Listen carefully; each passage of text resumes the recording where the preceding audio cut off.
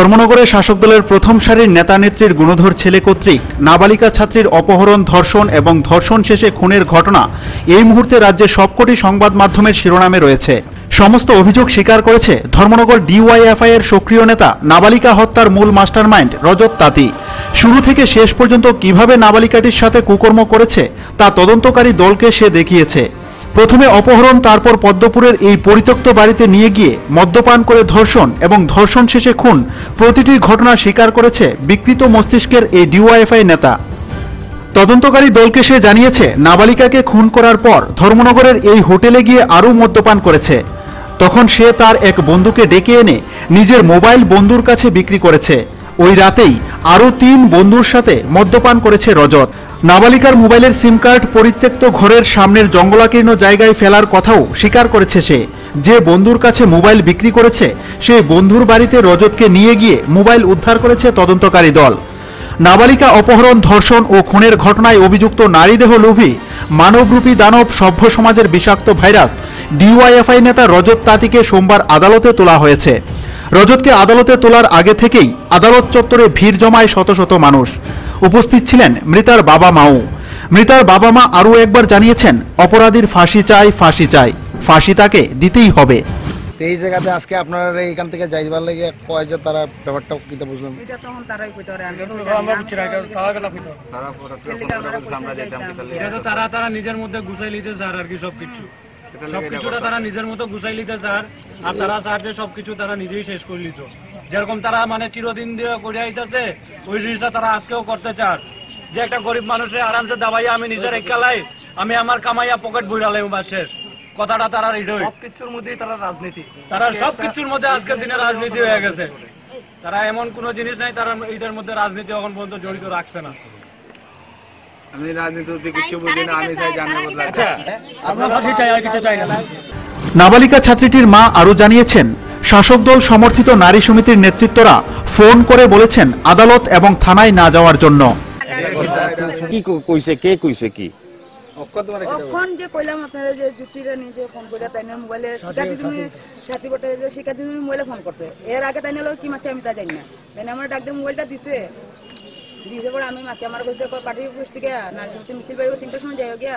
আর এই 2-3 মধ্যে আমরা কোর্টে থানার মধ্যে কোনো দরকার নাই, কোনো কোর্টে থাকবো না। কোর্টে এখন থাকার দরকার নাই, কোর্টের থেকে তুমি যাও গিয়া। মানে সিপিএম পার্টির নারী সমিতি থেকে আপনারা হুমকি আইতেছে? এটা হুমকি মানতাম না কি মানতাম এটা আপনারা বুঝেন। আমার কইছে যাও গিয়া নারী সমিতির মিছিল। কোন কোর্টের মধ্যে ফোন করে কইতেছে, কোন কোর্টের মধ্যে ফোন করে কইতেছে আপনারা আমরা কোর্ট থেকে যাইতাম, কিটা লাগে আমরা যাইতাম কি? কি চান আপনি, কি চান? চাই জানের বদলা ফাঁসি চাই, আমি তার ফাঁসি দেব, নালে আমরা পাবলিক আমরা ফাঁসি চাই, আর কিছু চাই না। আরো তো মানুষের মাইয়া হইতে পারে, হ্যাঁ আমরা ফাঁসি চাই, আর কিছু চাই না। এদিকে অপরাধীর ফাঁসির দাবিতে উত্তাল হয়ে উঠেছে গোটা আদালত চত্বর। উত্তেজিত জনতার রোষানলে পড়ে পুলিশ, জোরদার করা হয় নিরাপত্তা। শেষ পর্যন্ত বেসামাল পরিস্থিতি সামাল দিতে আদালত চত্বরে 144 ধারা জারি করা হয়। সূত্রের খবর, শাসক দল সমর্থিত নারী সমিতির একাংশ সুবিধাবাদী নেতৃত্ব এবং রাজনীতিবিদ বিভিন্ন কৌশলে ঘটনা দামাচাপা দেওয়ার অপপ্রয়াস চালাচ্ছে। তবে প্রতিবাদে গর্জে উঠেছে বিজেপি। এদিন সকাল থেকেই আদালত চত্বর এবং এসপি অফিস চত্বরে বিক্ষোভ প্রদর্শন করতে দেখা গেছে বিজেপি নেতৃত্বদের।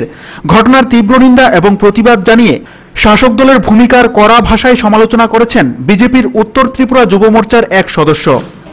ইংরেজি তারিখে বামফ্রন্টের কুখ্যাত যুব সংগঠন যে ডিওয়াইফাই, সেই ডিওয়াইফাই এর সক্রিয় সদস্য রজত তাঁতি এবং তার মা, বামফ্রন্টের যে নারী সমিতি, সেই নারী সমিতির সক্রিয় সদস্য সেই রজত তাঁতি এই ধর্মনগরের রাজবাড়ির মণ্ডপাড়ার একটি নাবালিকা কন্যাকে নিয়ে রাতভর দর্শন করে হত্যা করে সেই বামফ্রন্ট সরকার, বামফ্রন্টের বিভিন্ন সংগঠন এবং বামফ্রন্টের নেতামন্ত্রীরা রজত তাঁতিকে কিভাবে বাঁচানো যায় সেই পক্ষে কালকে থেকে ওনারা লেগে গেছেন। এদিকে প্রদেশ বিজেপি সভাপতি বিপ্লব কুমার দেবু ঘটনার তীব্র নিন্দা জানিয়ে মৃতার পরিবারের পাশে থাকার আশ্বাস দিয়েছেন। একই সাথে রাজ্যে ক্রমবর্ধমান নারী নির্যাতন, নারী ধর্ষণ এবং ধর্ষণ শেষে খুনের অগণিত ঘটনায় শাসক দলের নেতা নেত্রীদের নাম প্রকাশ্যে আসাটা অত্যন্ত ন্যাক্কারজনক বলে দাবি করেছেন তিনি। সরষেতেই যদি ভূত থাকে তাহলে কিভাবে ভূত তাড়ানো হবে, এই প্রশ্নই তুলেছেন বিপ্লব দেব। আপনি বলছেন যে হায়দ্রাবাদে রোহিত বেনুরা সুইসাইড করেছে, তার জন্য এই রাজ্যের মুখ্যমন্ত্রীও 2 দিন গিয়ে সেখানে বসে গেছেন গণহরতালে, ধর্নাতে। অথচ নিজের রাজ্যের মধ্যে সবচাইতে বেশি নাবালক, সেটা জাতি হোক উপজাতি হোক, কিছুদিন আগে কল্যাণপুরেও সেম ঘটনা ঘটেছে। প্রশ্ন হচ্ছে যে যেই পার্টিটা এই রাজ্যে ক্ষমতাসীন আছে তাদের নারী সংগঠনগুলো বা ত্রিপুরা রাজ্যে মহিলা কমিশন কেন সেই বিষয়ে আন্দোলনে যান না, বা মহিলা কমিশন কেন সেই বিষয়ে রাজ্য সরকারকে অবগত করান না, বা সেই বিষয়ে তৎক্ষণাৎ কোনো পদক্ষেপ নেন না। দুর্ভাগ্য এই রাজ্যের মধ্যে এনারা যে নারী সমিতি করে রেখেছেন, আমি আপনাদের মাধ্যমে যারাই আজকের আমার এই ইন্টারভিউটা দেখবেন, যারা নারী সমিতিতে বিভিন্ন জায়গায় কাজকর্ম করছেন, একবার নিজের আত্মাকে জিজ্ঞাসা করুন যে আপনারা নারী সমিতি কার জন্য করছেন? নারী সুরক্ষার জন্য, আপনার মেয়েদের সুরক্ষার জন্য, না কমিউনিস্ট পার্টির সুরক্ষার জন্য? সবচেয়ে অবাক করার বিষয় হলো নাবালিকা ধর্ষণ ও খুনের ঘটনায় শাসক দল এবং তার শাখা সংগঠনগুলি আঁচলে মুখ লুকিয়েছে। মোমবাতি মিছিল, প্রতিবাদ সভা, প্রতিবাদী মিছিল করা তো অনেক দূরের কথা, 2টি শব্দ খরচ করে মৃতার পরিবারকে সহমর্মিতা জানানোর সময় তাদের নেই। 2টি শব্দ উচ্চারণ করে ঘটনার প্রতিবাদ জানানোর সাহস তাদের নেই। আজকের দিনে শাসক দলের 5 পয়সা 10 পয়সা দামের নেতা নেত্রী থেকে শুরু করে হেভিওয়েট সবাই প্রতিবাদের ভাষা হারিয়েছে। প্রতিবাদের ভাষা হারিয়েছে শাসক দলের পদলেহনকারী তথাকথিত সংস্কৃতির দাবিদার আর সুবিধাবাদী বুদ্ধিজীবীরা। আজকের দিনে মৃতার পরিবারের বিচারের বাণী নীরবে নিভৃতে কাঁদছে। মৃতার বাবা মার বুক ফাটা কান্নায় উত্তাল হয়ে উঠেছে সমগ্র রাজ্যের আকাশ বাতাস। নাবালিকার হত্যাকারীদের কঠোর শাস্তির দাবিতে মন্ত্রী থেকে প্রশাসনের আধিকারিক সবার পায়ে মাথা ঠেকাচ্ছেন অসহায় বাবা মা। অনবরত বইয়ে চলা চোখের জল সমেত হাত জোর করে বলছেন অপরাধীর ফাঁসি চাই, ফাঁসি চাই।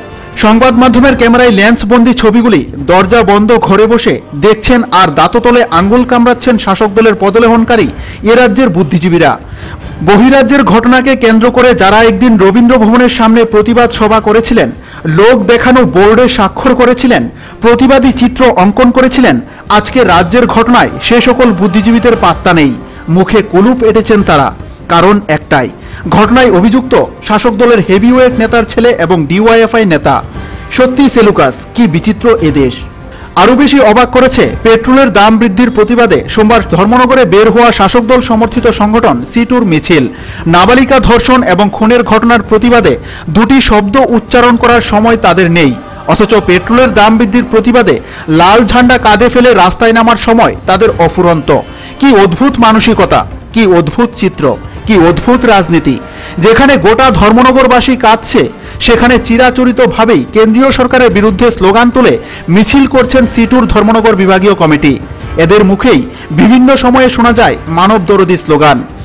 আজকের দিনে সেই প্রতিবাদী কমিটি যদি বেঁচে থাকতেন, তাহলে হয়তো আরও একবার সব ক্ষোভ যন্ত্রণা একটা পাশে রেখে একটু মুচকি হেসেই বলতেন, তোরা যে যা বলিস ভাই, মোদের গদি চাই। তোরা যে যা বলিস ভাই, মোদের গদি চাই। ক্যামেরায় সুমন দেবনাথের সাথে গৌতম ঘোষের রিপোর্ট, নিউজ ভ্যানগার্ড।